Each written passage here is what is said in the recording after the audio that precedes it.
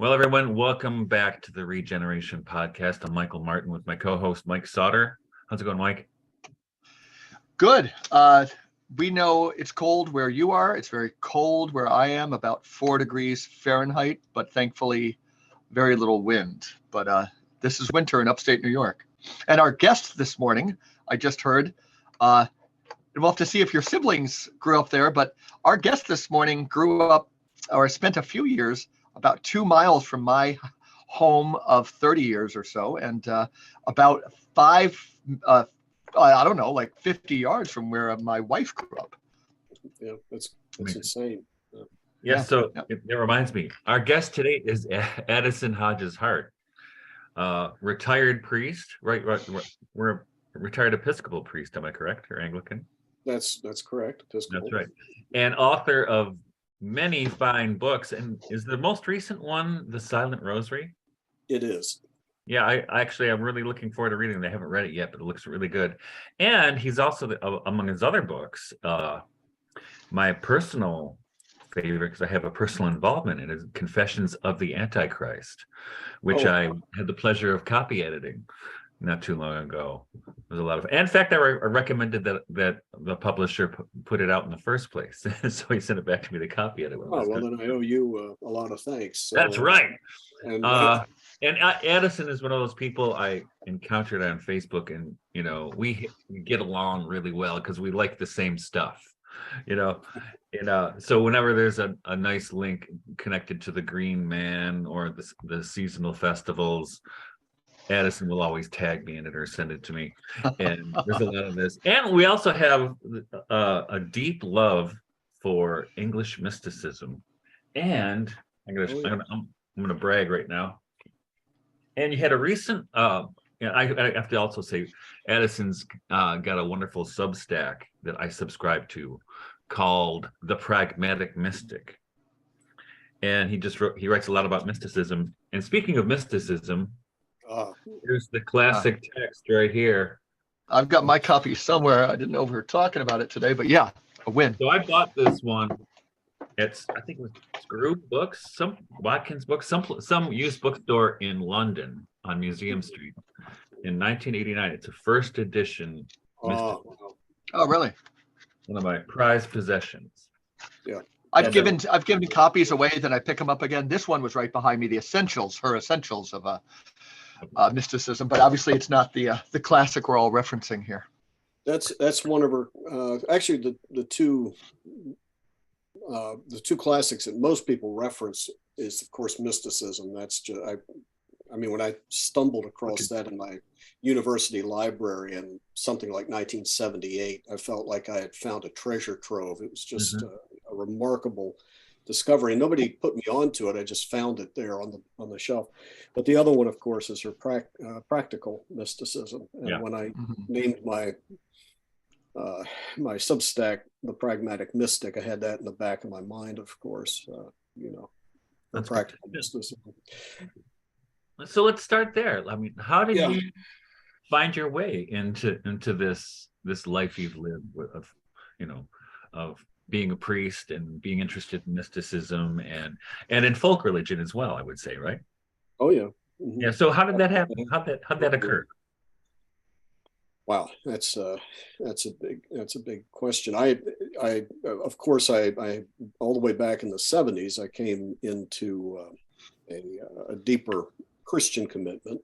I'd grown up an Episcopalian, and actually through the charismatic movement. I wouldn't describe myself as a charismatic today, but about 50 years ago I was, though. And that rejuvenated or ignited, I should say, my faith to a great extent. So I don't look back at it in a entirely negative way or anything. It opened for me a lot of doors of thought and prayer and all that, which otherwise would never have opened for me. And somewhere along the way, actually what I did, I ended up going to an Assembly of God Bible Institute in upstate New York, Lima, New York. Yeah. I don't know. Okay. What's the name of that town, Addison? Lima, they call it. Oh yeah. Yeah. So you went to the Lima. I'm not sure Bible. which they call it. No, no, I was on that no, campus the other day. You would get a kick out of what it looks like now. A has lot it of changed? anti-Catholic books in their library, like 5 copies of every anti-Catholic book. But it's Well, I'm not entirely surprised. It was, yeah, but during the charismatic movement heyday of the 70s, they were very careful not to alienate the Catholic charismatics. So Mhm. we actually went as a student body and visited the local Catholic church and things like that. very So cool. I guess things have changed some. But I only lasted there a few months. They kicked me out because I refused not to have dealings with my then fiance. So being the rebellious soul that I was, I didn't last 6 months there. So, It's great. but I came back. It was an unpleasant time, and I came back, and then I found myself gravitating very strongly back towards the Episcopal Church or towards Anglicanism, and roughly about the same time, um, I I got to be very friendly with the All Saints Sisters of the Poor, an Anglican sisterhood that had an American branch right there in Catonsville, Maryland, which is where I was living. Was Maryland. It's actually where I lived most of my boyhood. And I got to know those sisters very well. And at the same time, I began attending the University of Maryland, Baltimore County, and took a history of Christianity course from a Greek Orthodox professor named Aristides Papadakis, whose books I think are still in print. He has a few books in print. He was a historian, mainly the Middle Ages and Byzantine history and Christianity. And somehow those two things dovetailed, and I began to explore the spiritual mystical tradition through the All Saints Sisters of the Poor, because very much geared towards contemplation and contemplative spirituality. And at the same time, I was studying the history of Christianity from a Greek Orthodox professor who was very much involved in his faith. And from there, I went on to discover things like Evelyn Underhill, also the Philokalia, and the 2 volumes that were available back in those days, which were the early fathers of the Philokalia and writings from the Philokalia on the Prayer of the Heart, those 2 volumes that Faber and Faber put out. And read the entire corpus of John of the Cross and things like that. So became more and more drawn into a real appreciation for that. By the time 1982 rolled around, I was asked by the religious studies department. They actually had a religious studies department there that was quite active. This was still back when the universities were actually teaching humanities and Way back in the day. Can you remember those days? It was Barely. fun. And they asked me to teach a course on the contemplative tradition, so East and West. So I began really doing a lot of research in things like Buddhism and Indian religions and et cetera. And that expanded my knowledge quite a bit in those areas. And actually, one of my students there was a very young David Bentley Hart, my brother, who I like to tell people I taught him everything he knows. But anyway, that's basically how I got launched. And since then, I've had my ups and downs and everything, but I have pretty much kept very steadily an interest in that aspect of faith ever since. No, so Evelyn Underhill. So my introduction to her, I was probably mid-20s, I'm guessing, early 20s, mid-20s. And what really attracted me to mysticism was her discussion of poets as mystics, Yeah. which drew me into the great, 17th century English poets, John Donne, especially Thomas Traherne and Vaughan. George Herbert, whom you wrote about George Herbert recently in your blog, Yeah. your Substack, and so I was, really fascinated by these these writers and this idea of poetry as mysticism, or as potential mysticism, or as a site of contemplation. And so when I went to graduate school, I wanted to write my dissertation on early modern religious literature, but mostly poetry. But I felt like I needed to get a grounding in the English mystical tradition. So I forced a medievalist to give me an independent study on English mysticism, medieval mysticism. Now, let me ask you this, because it occurred to me. There seems to me to be something very different about that mystical tradition with Walter Hilton and the Cloud of Unknowing than much of what is called mysticism in other traditions and other parts of Europe at the time. Do you see that too? And what would you say about that? I'm interested in this. Tell me. Yeah. Oh, okay. Yeah, no, I think there is a very distinctive English mystical tradition, and or almost an English voice, which isn't always being expressed by English persons. For example, Anselm of Canterbury was French, and but was the Archbishop of Canterbury, and yet when you're reading Anselm, you very definitely hear what we would think of as a medieval English mystical voice. There's something about it, and it's very possible, possibly because at that period, French and English were very much on the same wavelength. So you have William of Saint Thierry, for example, the Cistercian, who, although he himself is not English, seems to have had a lot of influence and a lot of readers in England in the 12th century. So you have these figures which have influence in the development of English spirituality, but I think that it's kind of hard to say exactly how I would define that. One of the great writers on this actually was Martin Thornton. Are you familiar with that name? I'm not. Thornton. He wrote a book, which I can highly recommend if you don't have it. This one. Yeah, I have that. Yeah, that's a very good study of what he calls the English ascetical theology according to the English pastoral tradition. Might be a bit dated here and there. And there's a wonderful 2-volume work. I have it over here someplace by Gordon Mersell. Yeah, that's good. That's an excellent resource as well. But Martin Thornton was able, I think, to, he hones it down and he shows you, for example, how the Book of Common Prayer picks up on sort of this Benedictine, scholastic, but not aridly scholastic. So the idea of reason playing a large part there in that tradition, and showing how it really shapes the English spiritual tradition that still you can pick up Walter Hilton, 14th century.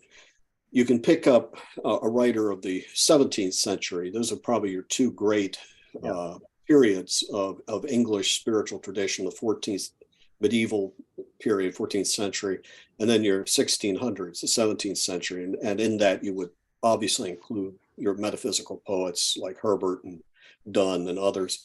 I was an English literature major. I took 2 majors, that and philosophy. So I was very much reading at the same time those English literary texts at the same time that I was studying Christianity and getting involved in the mystical tradition itself. So anyway, but I would say, yes, you can hear a distinctive voice, and the characteristics are, well, like the English character in general, somewhat shy of too much emotionalism. So you don't get, you just plain don't get the same kind of even John of the Cross and people like that I love, much more effusive. I mean, maybe the closest would be Thomas Traherne, but even he is restrained and focusing on the beauty of nature and things like this. And so even he doesn't become as extreme and say nuptial. Yeah. Very sexual, erotic imagery in his mysticism as people on the continent tended to do. So anyway, I don't know if that answers anything. That's very helpful. Now, what was really struck me is well, the author of The Cloud of Unknowing also put out a translation of the mystical theology of Dionysius. Oh yeah.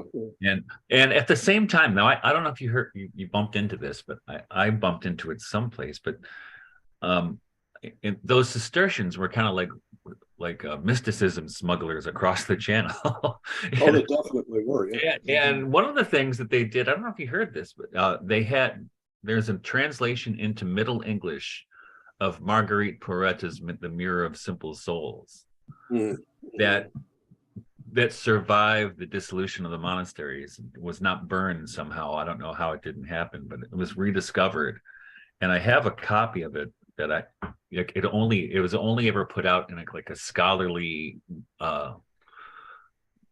version. It was actually part of a journal. They put it out as the one journal, and it was so even from the Vatican. It was so hard to find that I had to get the librarian at the college where I was working pay for it to be delivered. But you're right. I mean, there's something interesting here, and I think, and tell me if I'm right or wrong here. I think what happens is this is where, as Underhill was saying, that theology becomes poetry, or poetry becomes theology, because you mentioned the Book of Common Prayer. I mean, I don't think it's almost unequal as a beautifully poetic liturgical text. It's one of the three great, what you call almost like the Great Code, to use Northrop Frye's term. One of the three great literary texts, as well as a religious text. I mean, you have Shakespeare is one corpus, the authorized version of the Bible, the King James Bible, and the Book of Common Prayer. Those three, if you have that, you have a code by which you can then open up subsequent English literature, and there's echoes of it even in detective novels. I mean, P.D. James with Devices and Desires, picking up a prayer of Cranmer just for the title of this mystery novel. And so you find, if you know these texts, then English literature becomes a lot less mysterious to you as to what it is they're referencing or what they're falling back on very often. There's others as well, Alice in Wonderland, for example. Yeah. But those three in particular. And but you're right. I think for the Anglican tradition and for the English tradition and English Catholic tradition, I mean, when you bring people in like Newman and others, you very definitely have a literary, I'm being besieged here by a black cat. Foreboding. Huh? I just, if you can kind of bring up whatever that symbolizes, just think about that for a while. But it's very much a literary tradition. So without trying to sound snobbish, it's the aesthetics of English Christianity, and you'll find this is true at Westminster Cathedral, the Catholic cathedral, just as much as you'd find it over at Westminster Abbey. So, there is a love of aesthetics in a good sense, that beauty is important, whether it's visual, whether it's the very, very rich English choral tradition, which I think is virtually unequaled, at least in the West, by anybody, and the language. When even the updated language very often is still echoing back there its heritage. It still comes through in the updated texts that they use. So, a practical question: since your blog, your Substack is called Practical Mysticism, and you guys, much more informed about the English mystical tradition. But if you're describing English mysticism as being kind of singular and unique in the fact that I might say for our listeners, it sounded like more austere. And when you compared it with the very sensual nature of John of the Cross's mysticism, if somebody today, to get into the practical, working with college students, we could sometimes, just looking at prayer, you can look at that Ignatian tradition, highly imaginative versus, I used to work at a Trappist monastery right down the road, centering prayer, that kind of more Trappist austere. Do you think any of this is tied, Addison, to the temperaments? Like if you were, if you saw somebody wanting to read into it or to immerse themselves, is this the temperamental thing that some people are just going to go towards the more sensual, or, Yeah, I think it's cultural too. I mean, there's a reason why every culture has its own distinctives. I mean, there's very definitely a Greek kind of orthodoxy, which is Greek and not Russian. There's a very distinctive, and it's very hard sometimes to even identify what it is that you're seeing there. But I mean, Spanish Catholicism, Italian Catholicism, similar but not the same, and French again. Similar but not the same. And so you can go from place to place and see certain cultural distinctions. Temperament, maybe. I mean, but I would say now my own temperament, because if you would say, well, what's your Myers-Briggs? It's an INTJ. Okay. So anything that's too effusive is going to turn me off immediately. And if it's too extroverted, where I actually have to greet people in the next pew by hugging them, please.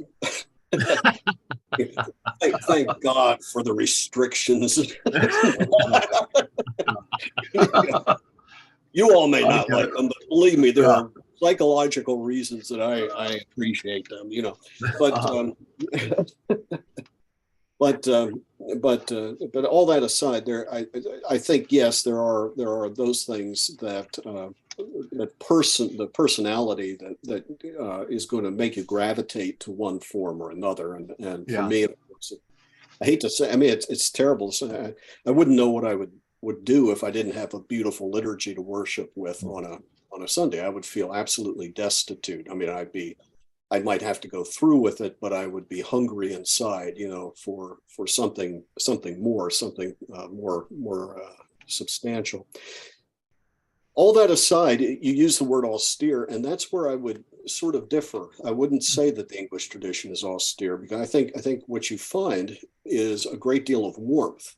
I mean, certainly when you're looking at someone like George Herbert, or Isaac Walton, for example. I mean, writing a whole book, The Complete Angler, where he's slipping in this kind of contemplative aspect to a book about going fishing, basically, and not talking about the English Civil War, which is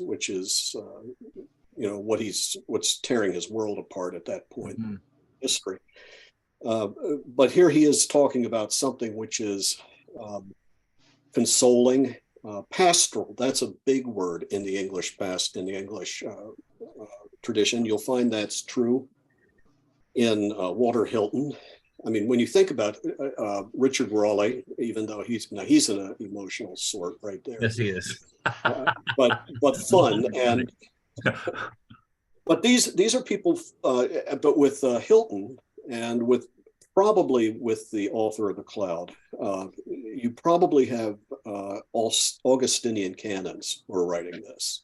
Okay. And they are primarily interested in pastoral matters. So when they're talking about how do you contemplate, how do you pray, they're thinking about not only the religious people that they're writing to, but also how does the person in the pew respond to this. And even someone like Julian of Norwich, who's there's emotion there, there's warmth there. What a beautifully well thought through theology. And when someone like a Marjorie Kemp, and talk about another very emotional type, Very, very, very, very emotional.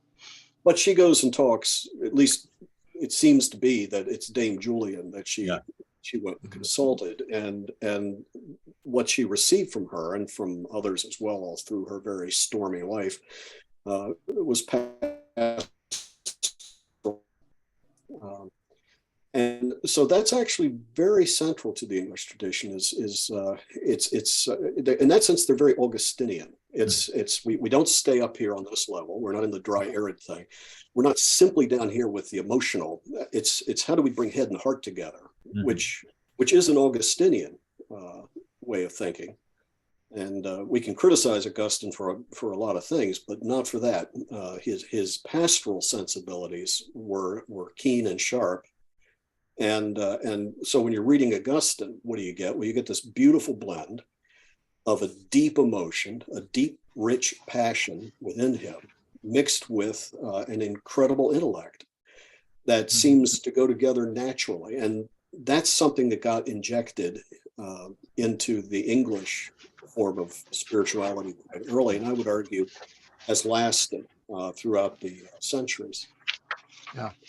Just this morning I was thinking Augustine, I was thinking about him, but just the whole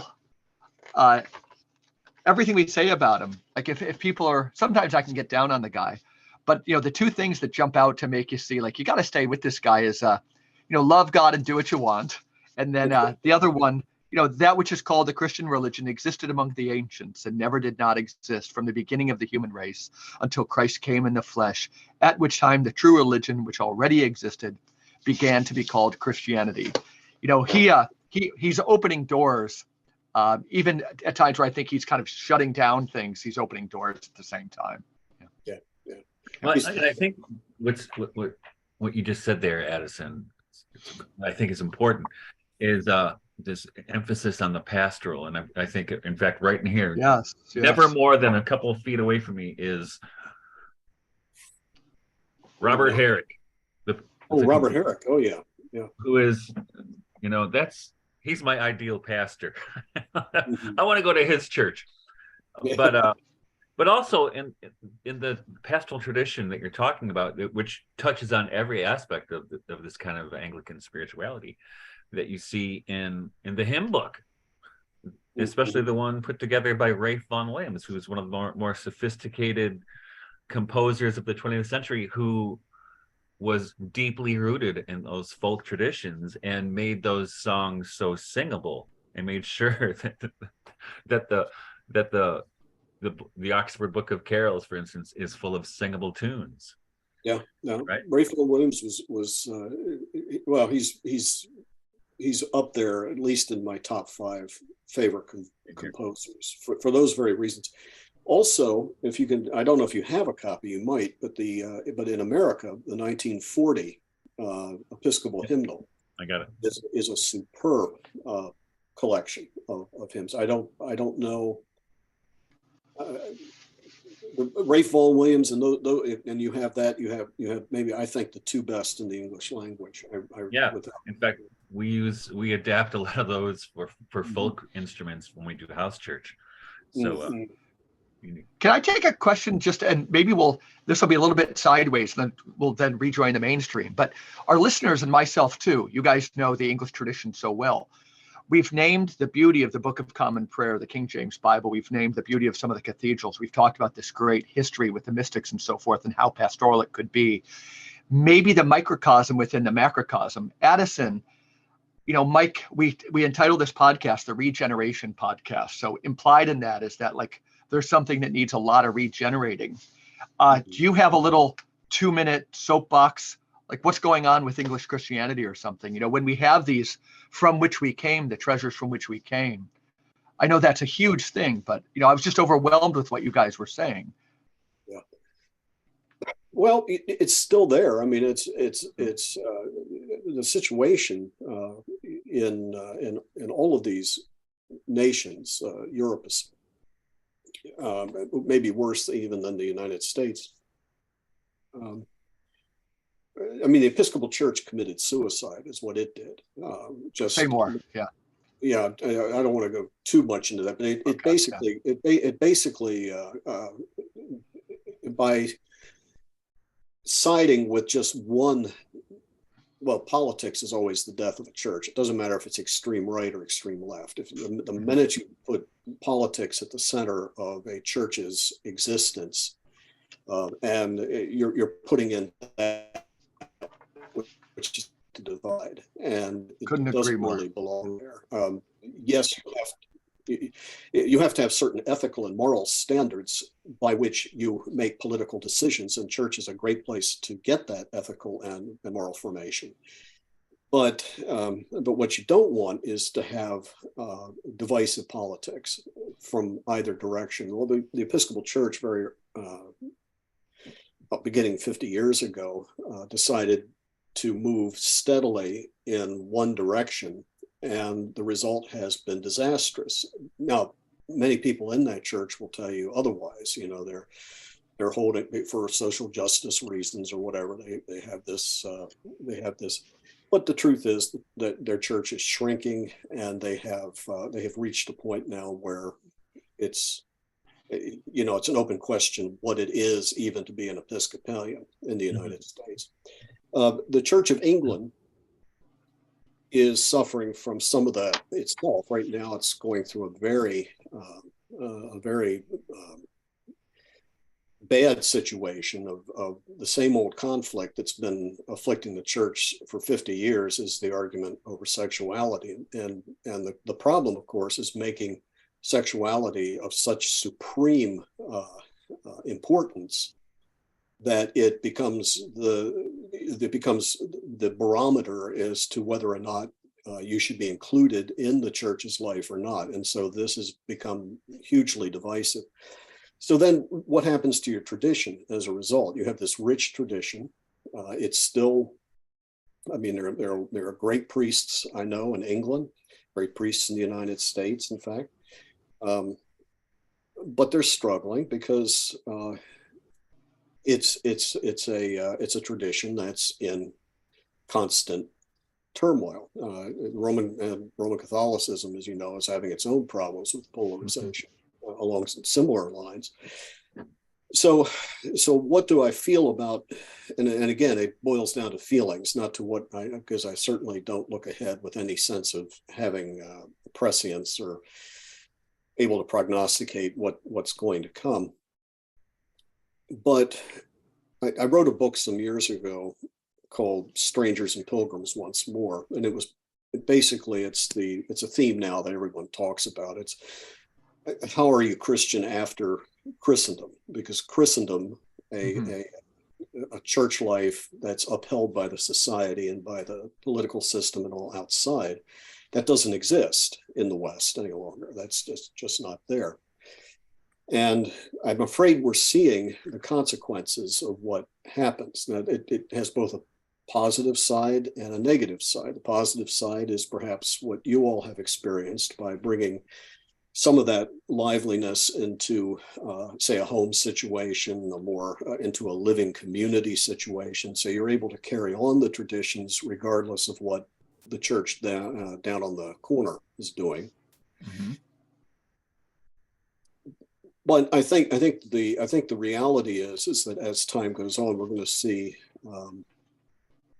the tradition being held onto by a hardcore core of people who really care about it and preserve it and do it in a living and loving way, and that's where we're headed. I'm not sure about the survival of the institutions per se. Mm-hmm. I really don't know if that's even realistic to think that in another 50 years something incredible could happen. But I have a horrible feeling that you'll visit, say, Ely Cathedral in the United Kingdom and and this magnificent place, and it's more a museum than it is. Sure. Or a Starbucks.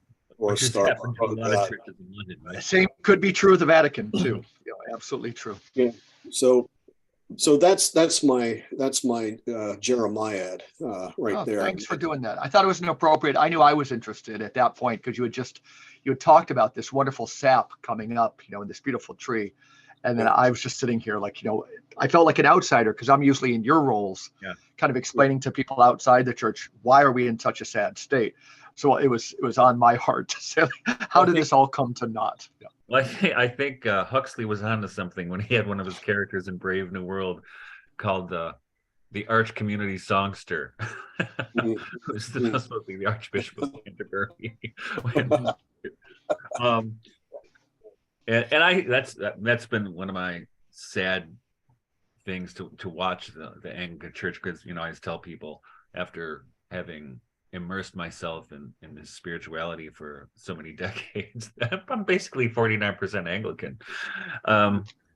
But it's hard to watch a lot of what unfolds. In fact, you probably know this author, and I don't like his theology at all. Don Cupid, you know him? I do. Oh yeah, I do. I mean, I don't know him, but I know his. But he wrote this book on mysticism, which I didn't love, but I think he made a good point that now he thought mysticism was only a rhetorical mode, which is where I think is wrong. But I think he's right in that it is a rhetorical mode, right? There is a way to write mysticism, or ways to write mysticism. Yeah. Which is interesting, but he didn't actually believe in God, and he was an Anglican priest. So okay, can we start over? But what I'd like to go from there, though, is to something both of us love. Now, as we all know, this week was the week of this. Oh yeah, St. Bridget. St. Bridget's Cross. Yeah. So these folk traditions that we both love and revere to a degree, where's the role of that, do you think, in the future of a Christianity? Yeah. Well, what's interesting. I don't do by any chance, just out of, do you have this book on your shelf, The English Year? I have it. Yeah, very nice book. Very good. I enjoy just picking around. It's like an almanac almost. Mm-hmm. You can just kind of pick around and find good stuff in there.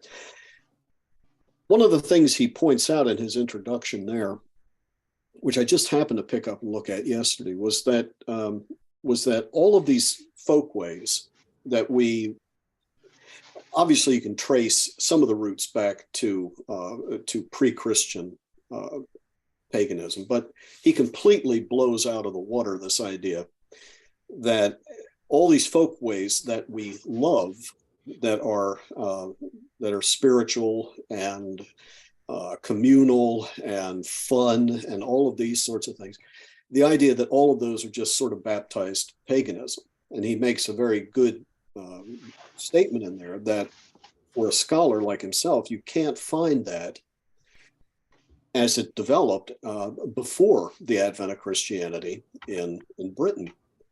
So what does that tell us? Well, it tells us that these folkways, these customs, these things that obviously are still living in the minds of some, or we wouldn't have books like this book by Steve Rout that it just held up.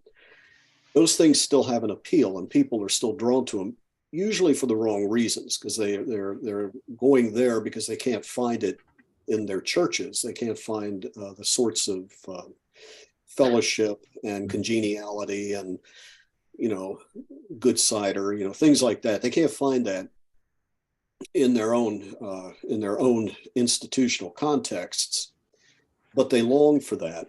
And when we begin to understand that in many ways, these folkways are profoundly Christian. They were based on a calendar. They tie nature together with God, with Christ, with community. They celebrate the good things of life, the good things of earth, and that these things are, in a sense, you can get all theological and say, well, they're all incarnational and use big words like that. But the truth is much more basic than that, that they are essentially a Christian form of living a communal human existence that celebrates creation in a beautiful way, and redemption as well, and the saints. And I assume you all got your throats blessed today. I didn't, because I didn't get to mass. We had some of the schools were closed, and they closed the daily mass. No, I couldn't get there myself, but little things like that. I mean, if you think about it, yesterday's Candlemas, Today's Saint Blaise. Today's Saint Blaise, and what do? Well, you take a couple of those candles and you make them into a cross and bless throats, and it looks like a completely nutty thing to do. And yet, what you're doing just by a gesture like that, a very good example of the sort of thing we're talking about. It's a folk custom that draws on the idea that here's a man back in the 300s in Armenia who was executed for his faith, and we're remembering him. And there's a legend about how he blessed a child's throat, and we all get coughing fits in February and in this kind of weather. So let's bless throats. And we have these candles, which we just celebrated because yesterday was this wonderful fire feast, which celebrates the Mother of God giving birth to new life in Christ, and was originally a pre-vernal celebration that spring is on the way, the season when Jesus is going to die and resurrect in the Christian term. So all this ties together, and people have a hunger for tying together their entire lives with something like the fabric of a spiritual tradition and a spiritual fellowship. So to get back to the original question, how do these things fit in? Well, who's going to do them if we don't? And who's going to make them tie into the Christian faith if we don't? You said it all so perfectly. I'm not so sure, Addison, if I've heard it said more concisely. This is a good week to do it, right? Because we have Groundhog's Day. We have, the whole thing. There's a lot going on this whole week when we're so bored. But the other one is St. Blaise. I'm a Catholic. I'm a layperson who runs this Catholic parish. It was giving priest-service breakdowns. And, again, it's something lay people they can give the throat blessing to other lay people. It could go out from the mass setting. And, on Ash Wednesday in a couple of weeks here, nobody's coming to church anymore, but I could walk through the State University in Geneseo, New York. I could go up to the library, and people are like, "Are you the church guy? Are you the church guy? Do you have ashes?" And I do say there, I do invite them up to the interfaith service or the ecumenical service or the mass. But you could, as we all know. And so, and that's the thing, is that so many, about a year ago, I don't know, maybe it was a year ago, I had a conversation with Jonathan Pajot on his channel, and he was talking about the glories of the coffee hour, and I remember kept telling him, that's not enough, man. That's not conviviality. And this, like Addison said, this has been my position. If those guys are doing this stuff, we are, right? Because I have 9 kids, and only one pastor we've ever had. Speaking of the Feast of the Purification, only one pastor we ever had actually churched my wife at 6. Say more. A church. Okay, gotcha. Yep. Have you ever seen it happen, Mike? No. Never. No. And this Byzantine Catholic priest said, we're going to church body this Sunday. So it's after 6 weeks, because women would be in seclusion after the birth of the child. And their re-entrance, their reconsecration into the life of the church would happen then, and it was beautiful. It's very simple. It's a beautiful idea. If you don't, there's going to be people who are going to object to just about anything like that, but the meaning of it is actually quite beautiful, quite affirming, and I agree with you. I think it's. I've never seen it. That's the only time I've ever seen it in my many years in church. That's really the refrain, what you guys were just talking about, myself included. I think, Michael, you would agree that that's the refrain here of the Regeneration podcast. It's going to be us. That if I started doing it, Michael, you live 6 hours away. I've got some influence here running the parish, we get these things going this week and in midsummer for John the Baptist, hit those Michaelmas. Then all of a sudden I can picture them linking up, right? We get our things going, and all of a sudden your 12th night thing, we start sharing stories, or we can even take a trip to be with you. And it's all of a sudden, as they know, again, speaking of Candlemas, once it starts spreading, it can be quick, folks. You don't have to look, stay in the now. Don't worry about, this is not clock time. If it is conviviality, this thing can spread like wildfire. Yeah, and like Addison said, people are hungering for this. They would love to have, and this is when I've written about this before. I think the attraction so many young people have had for neo-paganism, for instance, is basically what's sold as neo-paganism, and for the most part, is medieval and early modern Christianity, with all the festivals, and that's what people want, connection to the creation as well as to God. I was taking a master's in theology up here in Rochester it was a closed seminary. And I was studying the liturgical year and so forth. And I think my mom threw in a movie. It was still a VCR, and it was the Milagro Beanfield Wars, which was, I think Paul Newman directed. No, Robert Redford. And it caught some of, Mexican, the border area, that type of festival Catholicism. And I was taking a course in the liturgical year and saw it there. And again, I just got so hungry for it, and at the same time too, the color, the true color of that, at the same time as the whole world was talking about diversity, you realize you take a color wheel and you spin it too fast, and the color you get is gray, right? Our friend Larry Chapp talks about beige Catholicism or something. Yeah. Diversity in one sense of the world, when you spin it too quick and it's not anchored to the church year, what we're all feeling now is it's just gray. It's just gray.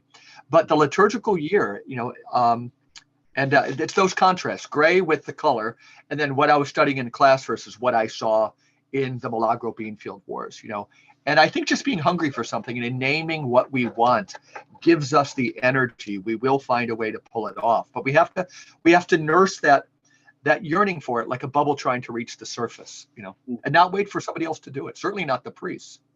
Yeah. Well, they come from a generation themselves that in a sense they do the best they can, but they really weren't trained. That's the sad reality, and you can't expect them to be enthusiastic about something they don't have a real sense for anymore. It's kind of out of their system. And let's face it, things in most parishes, and it doesn't matter if it's Catholic or Episcopal or Lutheran or whatever. Right. It's so bureaucratic and so committee oriented, and everybody has to have a say in the political aspect of the ecclesiastical politics, church life. That it's remarkable that in some cases it's not even more dead than it actually is. If there's a way to grind the life out of something, they have perfected it. Michael and I were just, before you joined us, Addison, we were talking, and I hadn't heard this. Michael, share what you said about, I was mentioning committees, that work through consensus. There's ways other than hierarchy. I think Owen Barfield. Consensus, yeah. It's not consensus. It's just talking. Who can talk the longest wins. Yeah. Yeah. And that's committee meetings and so forth. Oh God, stop it. Boy, do I know them well. Yeah. Addison, yes. your Substack, it's really great, and I've got to subscribe, but I wanted to read your incipit, your intro. So, you're making two distinctions between it's called Practical Mysticism, and you're talking about mysticism versus pragmatism, bringing in William James, and then you're unpacking it further, and you're talking, the second distinction was which again? I just finished it this morning. It was perennialism versus individualism.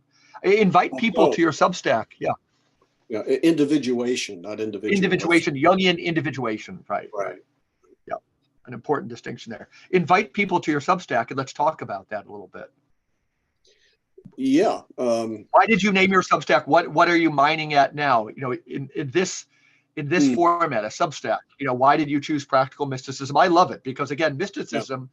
If we took Karl Rahner's notion that the church will be mystical or it will be nothing, when I'm trying to unpack that for students, I'm saying the church will be I felt like I need to unpack it and say the church will be experiential or it'll be nothing. That mysticism is something else we can make a collector's hobby, but you calling it practical mysticism really helps, or pragmatic mysticism. I call it pragmatic system because I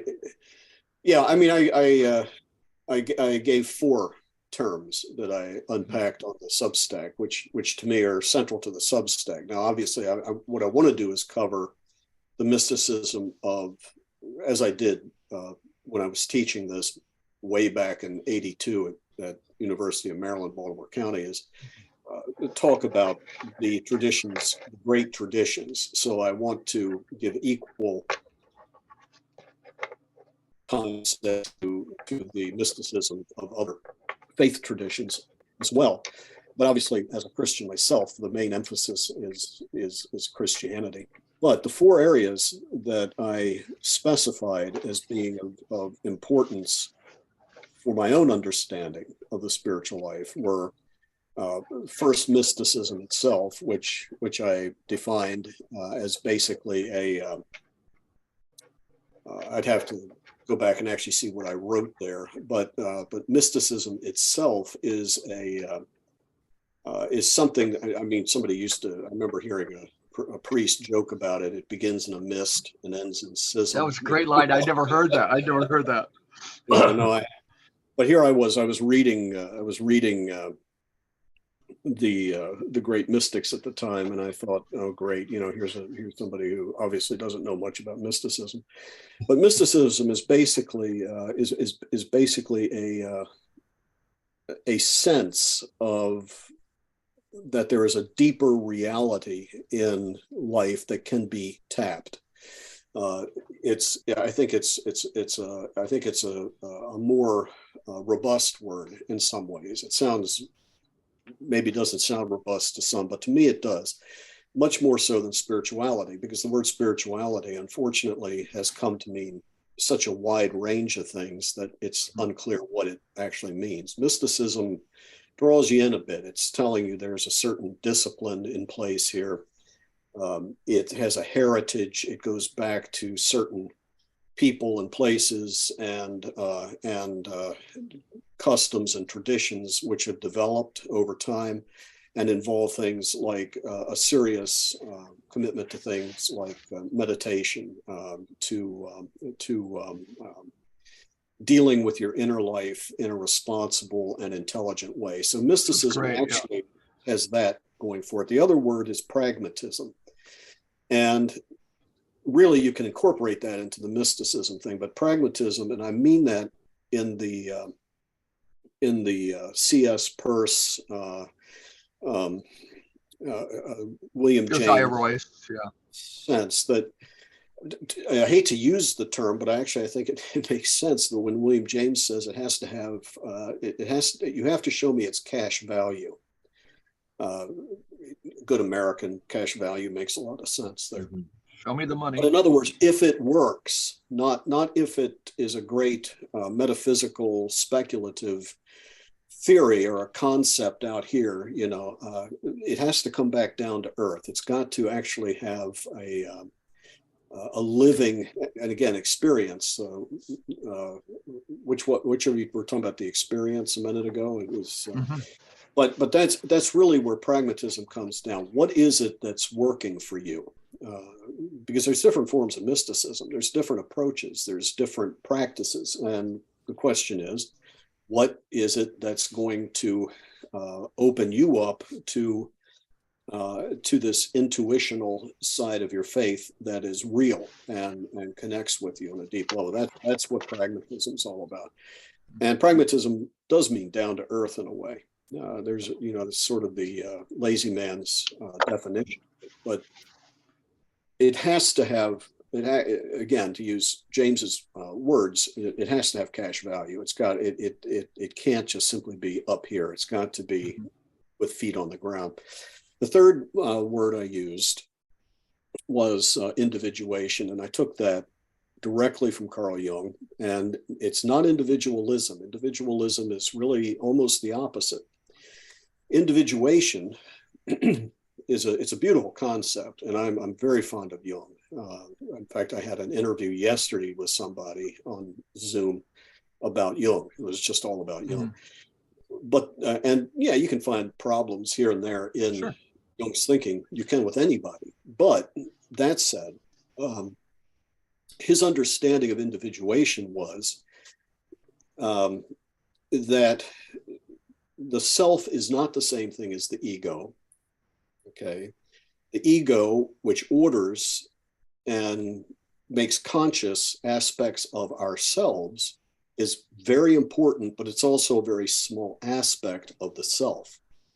And that the self includes our personal unconscious, which is vast, and undergirding that, the even vaster collective unconscious, which is our inheritance, is where all the myths and the dreams and all come from, that kind of bubbling up through our personal unconscious and plague us at night in our dreams and things like that. And for Jung, it's very important that you become a self, a fully realized self, as much as is possible. And that means making the unconscious conscious, so that you become aware of, say, your dream life. And we're maybe the first, when I say the first generation, I mean the first epoch, modern human beings, modern man, that doesn't take dreams seriously. You know, it's, and we partially thank Freudian psychology for that. It's the dumping ground of our minds. Jung turns that around. This from ancient times. This is how we've understood God, nature, speaking to us, warning us, guiding us, directing us. How do we learn to pay attention to that? How do we get past the ego so that we're not putting on the persona, the social constructs, and getting stuck there? How do we get past our shadow, or embrace the shadow, understand that these are the neglected parts of ourselves that we don't want to face? And you can see how that actually works very well in a Christian understanding of spirituality, coming to terms with the fact that our ego is not the only thing going on. It's how do we make the unconscious conscious, and how do we let, in a Christian context, how do we let God speak to us from the deepest recesses of ourselves and become full selves? So that's individuation. And what Jung meant by that was individuality. How do we set ourselves apart from the herd and are seen as separate? Individuation is almost the reverse. There are divided aspects in our nature. They're divided, unconscious and conscious.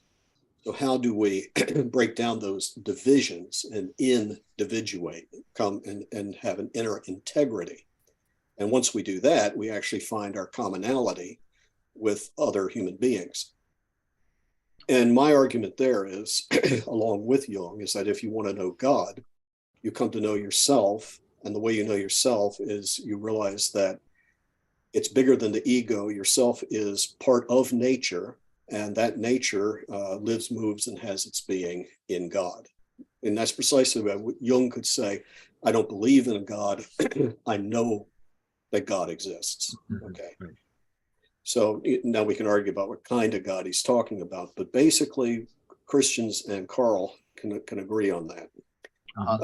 And then the last of the four was perennialism. And by that, I wanted to be very careful with what kind of perennialism I mean, because there's different kinds.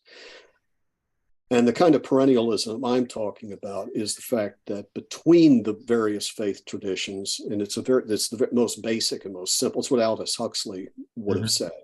We see, for example, that there are common, there's a lot of differences, but there's a common tradition that we can recognize that is interpreted through these various faith traditions. So that this is why contemplatives, East and West, Buddhism and Christianity disagree entirely about the nature of ultimate reality. But when it comes to meditating and coming into contact with that reality, they can agree. And it's an amazing thing to watch, that with contemplatives coming to the heart of the matter, they can do that very quickly and do it together, and have done it for years now, from time of Thomas Merton to now, and probably before that.